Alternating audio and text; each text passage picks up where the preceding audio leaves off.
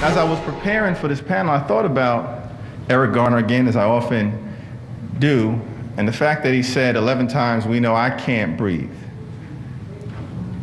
And I've often reflected on the fact that those words, "I can't breathe," if you would have just changed the first one, "We can't breathe," in many ways represents the struggle of African Americans in this country. Because from the very beginning, at the founding of the Republic, we had to deal with chattel slavery, one of the worst crimes ever perpetrated against humanity, of course. And chattel slavery lasted all the way until the Civil War. And then there was a brief moment of enlightenment around the 13th Amendment, which ended slavery, and the 14th Amendment, the Equal Protection Clause, and of course the 15th Amendment, which dealt with the right to vote. But that brief Reconstruction period was quickly abandoned, and we moved into Jim Crow and the Black Codes and systematic lynching of African Americans, all designed to suppress our capacity.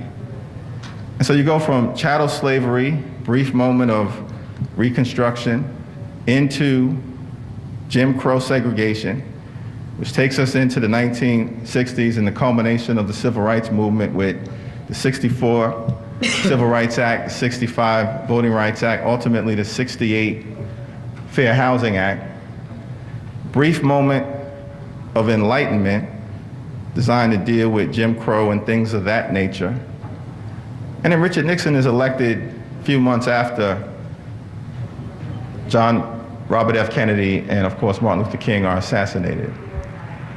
And then 3 years into Richard Nixon's term, in 1971, he effectively launches the war on drugs when he labels drug abuse public enemy #1. At that time, 350,000 people or so were incarcerated in America. Today, there are more than 2.2 million. Yeah. And so we've gone from chattel slavery into the Jim Crow era, and then a few years after that was ended legislatively, the period of mass incarceration begins. And so Eric Garner says, "I can't breathe," but the African American experience has been, we've largely been unable to breathe, free of systematic, organized, consistent oppression. And that's why we're so thankful for the efforts of all of the individuals who are on this panel. That's why that struggle has been so necessary, and why at the end of the day, we've got to do all that we can, working in partnership with the activists on the outside and the legislators on the inside, to give the African American community and all others across this country the room to really experience the American dream and be given some room to breathe. Kickstart your day at 7 and get the news you need from the perspective you want. News 1 Now with Roland Martin, every weekday morning at 7 on TV 1.